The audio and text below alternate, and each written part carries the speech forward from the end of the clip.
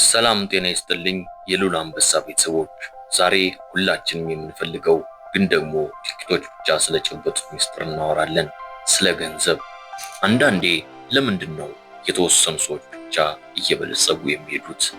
እኔስ ለምንድን ነው ጠንክሬ እየሰራው ለውጥ የማላመጣው ብለህ አስበህ ታውቃለህ?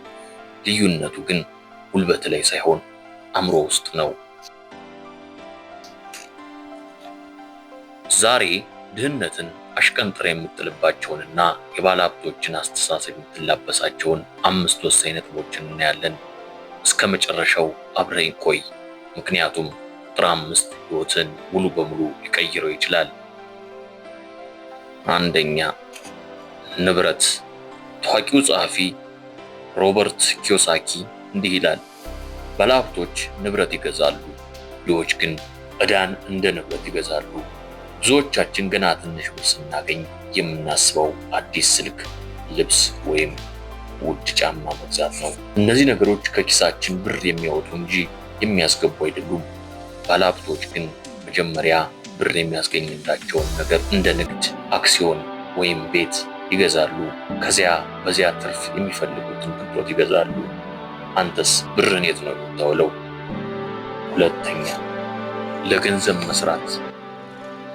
ሁለተኛው ነጥብ ለገንዘብ መስራት ወይስ ገንዘብ እንዲሰራ ማድረግ። አብዛኛው ሰው ለገንዘብ ባሪያ ነው። ካልሰራ ብር የለም።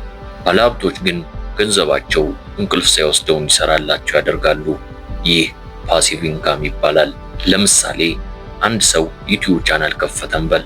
ቪዲዮውን አንዴ ከሰራው በኋላ እሱ ተኝቶም ቢሆን ቪዲዮው ይታያል፣ ብርም ያስገኝለታል። ይህ ነው ገንዘብ መስራት ማለት። ሶስተኛ፣ የውድቀት ፍርሃት። ድሆች ብር እንዳያጡ ስለሚፈሩ ምንም አይነት አዲስ ነገር አይሞክሩም። አንድን ንግድ ጀምረ ብትከስር የጠፋው ብር ሳይሆን ያገኘኸው ልምድ ይበልጣል። አንበሳ የሚያድነውን እንስሳ ለመያዝ ሲሮጥ ስንት ጊዜ እንደሚስት ታውቃለህ? ግን መሳቱ አደን እንዲያቆም አያደርገውም። አራተኛ፣ ራስን ማሳደግ። ኢንቨስትመንት ኢን ዮርሰልፍ። ከሁሉ በላይ ትልቁ ኢንቨስትመንት በአእምሮ ላይ የምታደርገው ነው። መጽሐፍ ማንበብ፣ አዳዲስ ክህሎቶችን መማርና ስኬታማ ሰዎችን መቅረብ። ባለሀብቶች ጊዜያቸውን መዝናኛ ላይ ሳይሆን እውቀት ላይ ያውላሉ። ዛሬ ይህን ቪዲዮ እያየ መሆንህ ራሱ አንተ ለአእምሮ ቦታ እንዳለ ያሳያል። አምስተኛ፣ የረጅም ጊዜ እይታ። ይህ በጣም ወሳኝ ነጥብ ነው። ድሆች ዛሬውኑ ደስ እንዲላቸው ይፈልጋሉ። ባለሀብቶች ግን ለወደፊት ትልቅ ስኬት ሲሉ የዛሬን ጥቂት ደስታ መስዋዕት ያደርጋሉ። አንድ ዘር ዛሬ ተክለ ነገ ፍሬ አትበላም። ጊዜና ትዕግስት ይጠይቃል።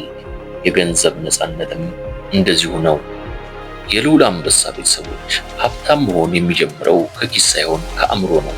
ዛሬ ካየናቸው 5 ነጥቦች ውስጥ አንተን ይበልጥ የነካ የትኛው ነው? ኮመንት ላይ ጻፍልኝ። ቪዲዮው ጠቃሚ ሆኖ ካገኘኸው ሰብስክራይብ በማድረግ የዚህ ታላቅ ቤተሰብ አባል ሁን። በሚቀጥለው ቪዲዮ እስክንገናኝ የውስጥህን አንበሳ አነቃቃ። ቻው።